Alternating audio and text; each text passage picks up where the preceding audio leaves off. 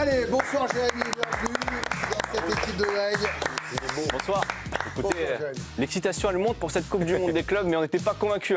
Au départ, moi je ne l'étais pas en tout cas forcément. Coup d'envoi dimanche de cette compétition aux États-Unis. Le PSG, seul représentant français, est arrivé aujourd'hui à Los Angeles. Le drapeau américain, le même sourire que depuis leur victoire en Ligue des Champions. Et un voyage qui va durer un mois s'ils vont au bout. Du 15 juin au 13 juillet, comme un Euro ou une Coupe du Monde.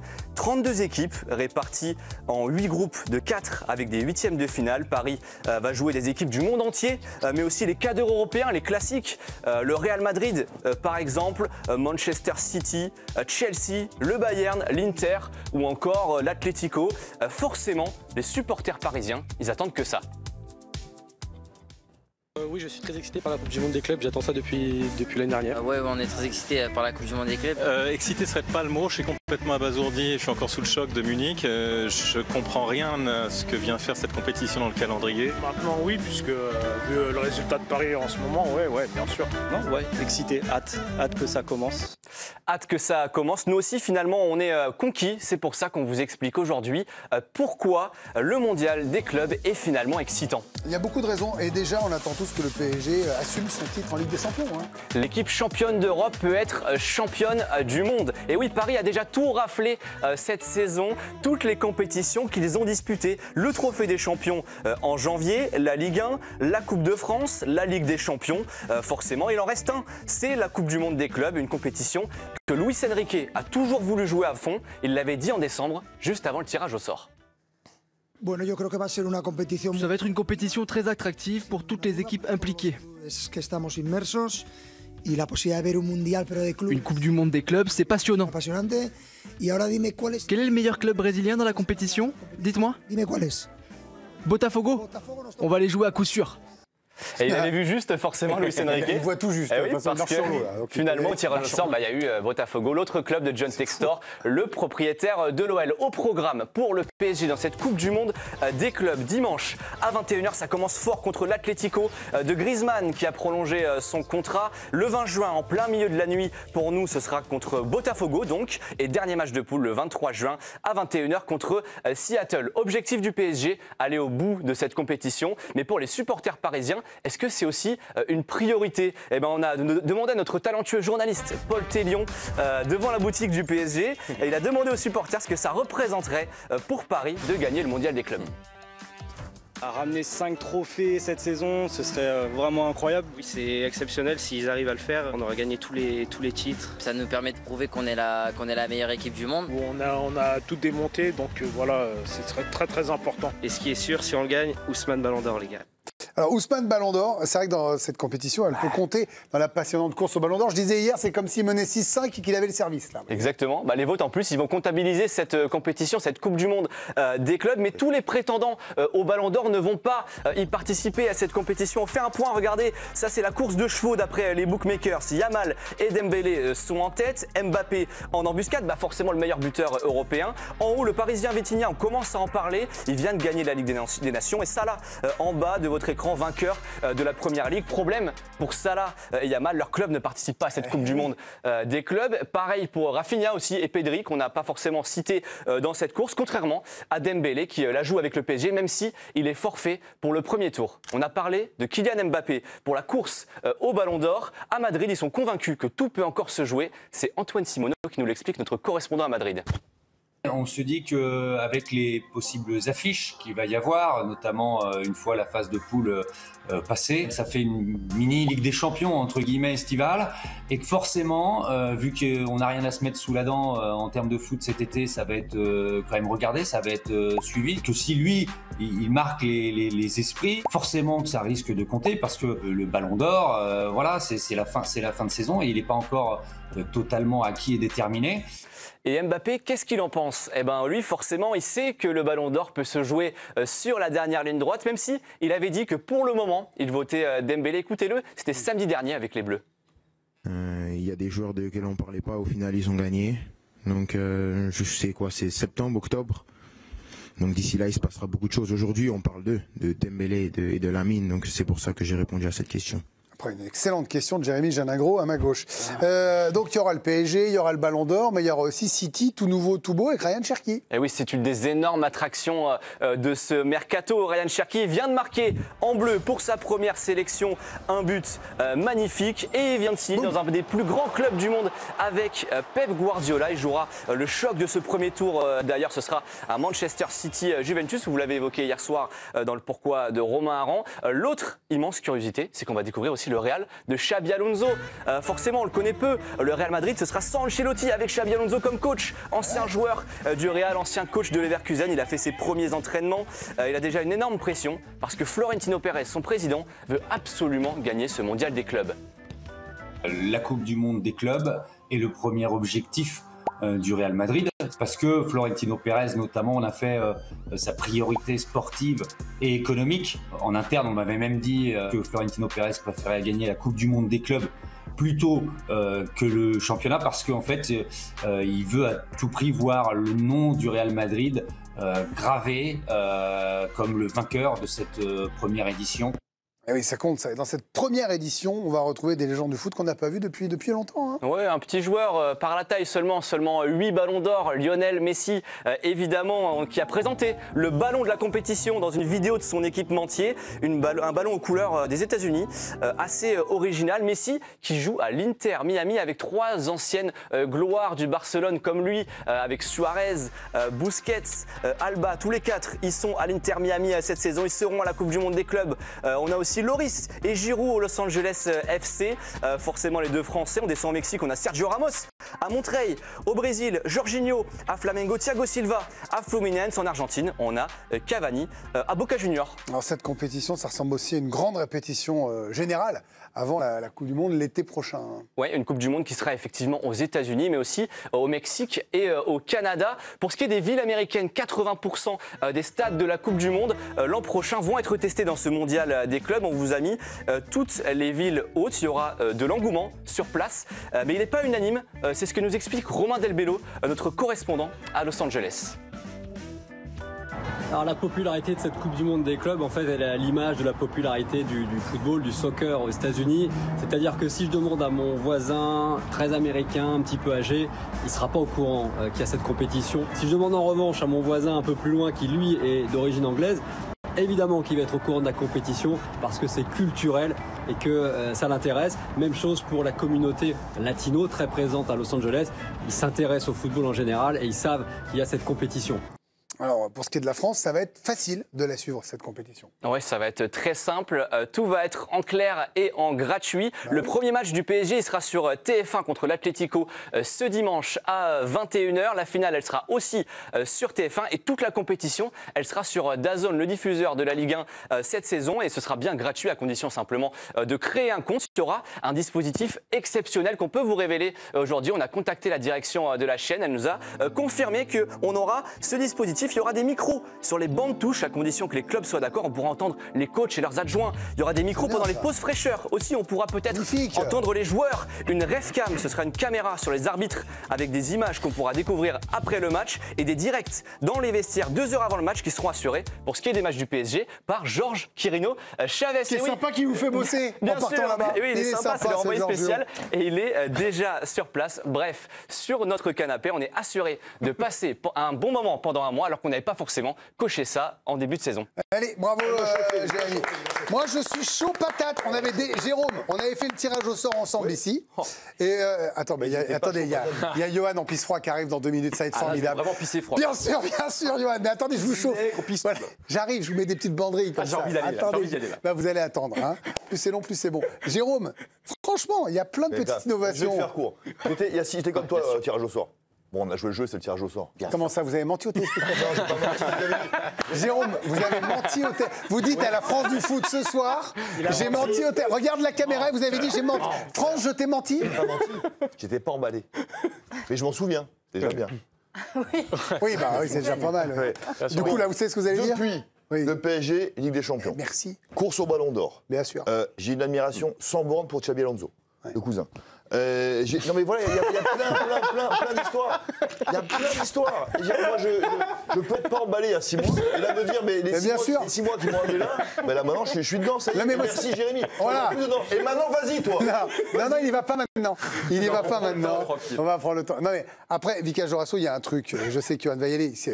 On peut dire que c'est compétition qui fait plaisir à Infantino et on a le droit de pas du tout aimer Infantino. On peut se dire aussi que c'est trop pour les joueurs qui jouent beaucoup. Et Johan, je suis sûr, ira là-dessus. Et il aura raison. Je ne pourrais même pas essayer de. Je suis pas sûr. Mais la vérité, c'est que là, sur tous les enjeux balancés par Jérémy, quand on aime le foot comme nous, c'est un peu excitant de se dire dimanche soir, on voit un PSG Atlético. Moi, je trouve. Qu'est-ce que vous en pensez ? Non, moi, je surkiffe. J'aime le foot à la télé. J'ai regardé tous les matchs hier soir, avant-hier soir sur l'équipe. Bien sûr. Les matchs de qualification. Quand il n'y a pas de foot, je m'ennuie. Je ne sais pas trop quoi faire de mes soirées. Je suis un geek du foot. Quelques idées pour toi. Suivez le Giovanni, mais c'est pas à 21h. C'est pas à 21h, c'est l'apéro. Après les matchs, alors. Non, mais je suis content qu'il y ait du foot. Et puis, les joueurs, honnêtement, ils aiment jouer au foot. Ils ont l'air motivés à Paris. De jouer une grande compétition. Alors, ils vont être fatigués, tout ce que vous voulez, mais à mon avis, là, tu les vois, les mecs, ils arrivent dans les États-Unis.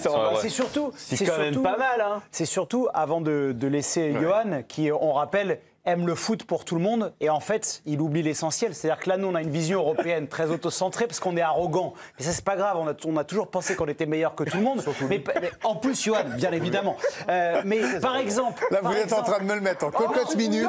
Mais non, mais pas du tout, mais par exemple pour Botafogo de jouer cette compétition, de pouvoir j'adore ce jeu de mots, Botafogo, de pouvoir participer à ce type de compétition comme ça, c'est juste exceptionnel. Donc nous en tant qu'Européens, c'est comme les débats sur les joueurs qui jouent trop, ça concerne 30 joueurs et tous les autres ils aimeraient jouer plus. Alors c'est vrai qu'il y a le côté mondial qui va faire plaisir parce que tous les clubs asiatiques, les clubs africains, les clubs d'Amérique du Sud, ils vont pouvoir se confronter à l'Europe qui croque 90%. Ça n'intéresse pas, il pense qu'à lui. Alors on va écouter.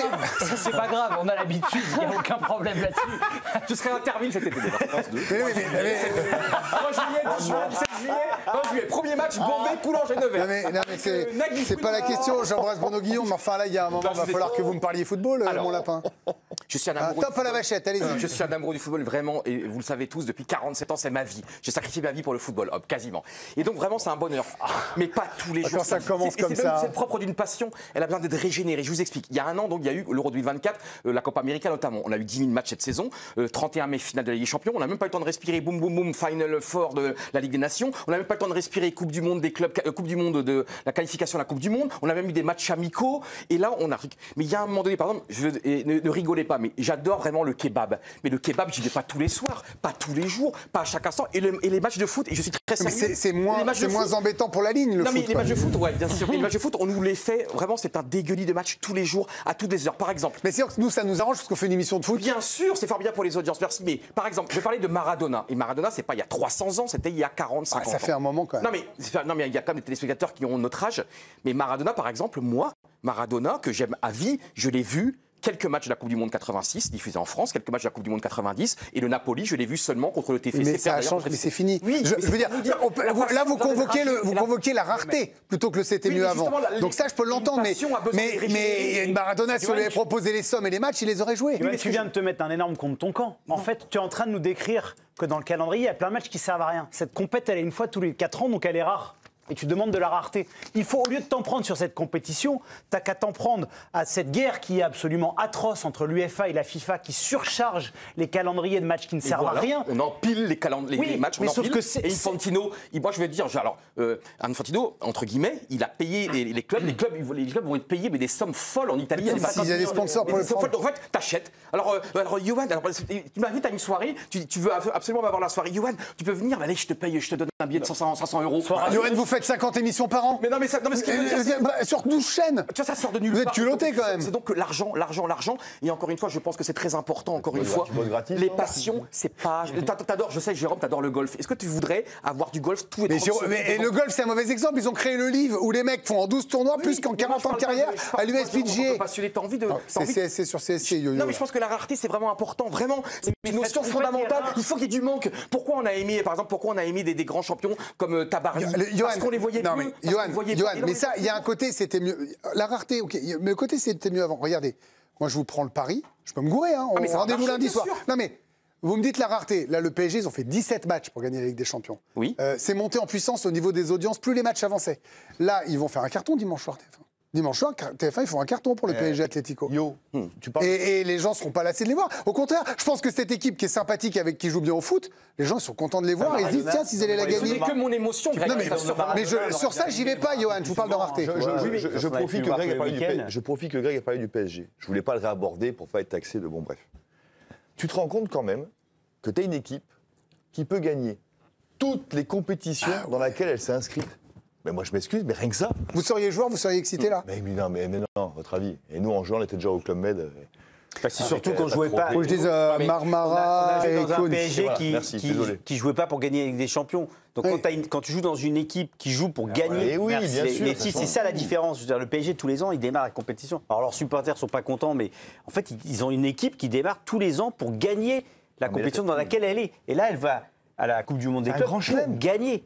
C'est fantastique pour ces joueurs désirés doués. En plus, c'est des joueurs, jeunes joueurs qui ont peut-être une vie de famille qui n'est pas la même que des joueurs plus âgés qui vont encore s'éloigner de leur famille, de leurs enfants. C'est plus difficile parfois pour ces joueurs-là. Pour les gamins comme désirés doués, c'est juste extraordinaire. Tu peux pas être insensible à ce... Si on parle que du prisme PSG, ok, donc français, puisqu'il n'y a que c'est-à-dire la Coupe du Monde. Ça te laisse pas, ça t'excite pas un peu d'un grand chelem possible? Tous les clubs. Parce que pour moi, franchement, il est non mais toi qui aimes ça, justement, tu viens de nous dire, je suis passionné, machin. Mais parce que pour moi, ce qu'ils ont déjà fait en Ligue des Champions, moi, ça me remplit pour 5 ans. Ça, je peux presque l'entendre. Il peut se dire, qui perdent, ça n'enlèvera pas le titre. Parce qu'il y a eu Anfield, parce qu'il y a eu Aston Villa, parce qu'on a eu des émotions totalement dingues. On a eu une finale 5-0. Donc déjà, on a vécu le 5-0. Et moi, j'ai pas besoin. Et encore une fois, je ne prétends pas avoir raison, puisque c'est une question très mais on est sur l'émotion. Sur comment on vit la vie. Mais toi, Vikash, toi, t'es un homme vraiment extraordinaire. Interview de Vikash, très humain. T'as confiance en ce Infantino, tout ce qu'il nous a fait depuis des années. Un gars qui tirait les boules. Mais il a passé son temps à critiquer. Non, mais vous savez très bien, il a passé son temps à critiquer les instances. Ce sont deux choses différentes. Est-ce que les joueurs de foot devraient se réunir et réfléchir à leur compétition et à être d'accord, pas d'accord? Ça, c'est un vrai débat. Mais à partir du moment où on met des matchs de foot, soit je regarde le foot et j'aime, soit je regarde pas ce football que propose la FIFA. Moi, je vous assure, je vais quasiment à faire grève. Non, mais ils feront pas grève. Regardez ça. Non, moi, je te parle de moi. De Bruyne en a eu parlé il y a quelques mois déjà. Il avait commencé. Oui, mais ça n'a pas marché. Oui, mais personne l'a fait. C'est mort dans l'œuf. Les gars ont dit, il y a trop de. Et à l'arrivée, vous savez quoi, Johan, on avait fait les stats. Et il n'y a pas eu plus de blessés, Johan, cette année. Ils vont demander au PSG de faire grève avec eux. Le PSG a fini sans blessés. Le PSG a fini sans un seul blessé. Il y a eu moins de blessés que l'an dernier en longue durée. Moi, je pense qu'on est en train de régresser. Johan, que tu dénonces les calendriers et le manque de rareté, ça, je peux l'entendre. D'ailleurs, Greg, je sais que vous aimez les sports US. Par exemple, la NBA. C'est une catastrophe en saison régulière. Parce qu'il y a trop de matchs en saison régulière. Il y a des choses qui sont mal faites. Mais les saisons de baseball, là, plutôt que de s'en prendre à cette compète qui, pour le coup, moi, je trouve, en termes d'ouverture sur les autres clubs, et rien qu'économiquement, pour que ces clubs-là puissent se développer, etc., c'est très important. Le vrai problème, tu parles de Gianni Infantino, mais à l'UEFA, ça fait combien de temps qu'ils font n'importe quoi aussi? Mais le problème, c'est que ces deux instances... Elles se parlent pas, se détestent. Mais elles se détestent et elles gèrent le calendrier. Et à l'arrivée, vous êtes coincés par exemple les espoirs, c'est pas une compétition officielle. Romain. Exactement. Oui, une petite information qui est parue aujourd'hui, c'est sur le site L'Équipe. On est à une Coupe du Monde des clubs donc qui va se jouer à 32. Et bien dès la prochaine édition en 2029, elle pourrait être à 48. C'est selon le journal The Guardian. 73. En fait, si l'édition de cet été se passe bien du point de vue de la FIFA, eh bien ils ont prévu de se rassembler, de discuter pour passer de 32 à 48. Les discussions auraient potentiellement lieu après le tournoi de cette année. Et en fait, l'idée, c'est simplement de faire participer tout le monde parce qu'ils estiment que certains gros clubs européens manquent à l'appel. On pense au Barça, à Liverpool, à l'AC Milan. Jérémy en a parlé. Non, mais ça rajoutera aussi des clubs qui ne sont pas dans la lumière en Afrique, en Asie, en Amérique du Sud. Mais non, parce qu'aux États-Unis, en ce moment, c'est un peu tendu quand même. Ouais, c'est d'ailleurs un petit peu le point noir avant le début de cette compétition. C'est ces inquiétudes en raison des manifestations contre la politique anti-migratoire de Donald Trump. À Los Angeles, des manifestants s'opposent à ce que certains qualifient de rafle en pleine rue contre donc les habitants en situation irrégulière. Il y a même un couvre-feu actuellement dans le quartier de Downtown. Romain Delbello, notre correspondant à Los Angeles, nous en dit plus sur cette situation. Il ne faut pas oublier non plus que la Coupe du Monde des clubs arrive dans un contexte un petit peu chargé à Los Angeles en termes d'actualité générale, puisque depuis plusieurs jours il y a des manifestations contre la politique de Donald Trump. Il y a eu un couvre-feu notamment la nuit dernière. Alors là où vont se jouer les matchs, la zone n'est pas concernée, mais globalement la ville est dans un état particulier. Et d'ailleurs, l'Atlético de Madrid, futur adversaire du Paris Saint-Germain, est concerné par ce couvre-feu puisqu'il réside dans cette zone-là. Autre sujet un petit peu sensible avant le début de cette compétition, la billetterie. Selon The Athletic, moins de 25 000 billets ont été vendus pour le match d'ouverture qui oppose l'Inter Miami de Messi et les Égyptiens d'Al Ahly sur les 65 000 disponibles du Hard Rock Stadium. Mais c'est pas grave, pour ça, la FIFA a aussi une solution, notamment des partenariats avec l'université publique du Miami-Dade College. Pour un billet vendu, donc $20, vous en avez 4 offerts, ce qui revient à 3,50 € la place pour aller voir. On va pas critiquer ça, Yo-Yo, le foot gratuit. C'est quoi la braderie? Mais même Greg, tu crois pas sur Inter Miami à l'Ali. Inter Miami contre les Égyptiens d'Al Ahly. Oui, Inter Miami à l'Ali, c'est une niche quand même. Mais il y a Messi. Mais il y a mais c'est pas leur sport, vous pouvez me dire ce que vous voulez, c'est pas leur sport. C'est pas leur sport, donc il faut qu'ils le découvrent. Je trouve normal de faire pas cher un sport que tu découvres. Là, ils doivent le découvrir. Mais je suis pas persuadé qu'ils... Non mais ça c'est un autre débat, mais je suis pas persuadé qu'ils le découvrent jusqu'à ce qu'il y ait beaucoup plus... Dans certaines villes, il y aura peut-être plus d'amour. Mais Infantino l'a garanti, le stade sera plein pour ce match d'ouverture. Donc on verra, mais en tout cas, des places qui étaient à $305 sont passées à 50, et tant mieux. Franchement, on va pas râler que le foot soit pas cher. Non, mais on va pas râler que les places soient à 3 €. Johan, regardez, vous venez gratuitement, vous, ce soir? Presque. Allez, dans un instant, merci Jérémy. On a fait un beau débat. Vous avez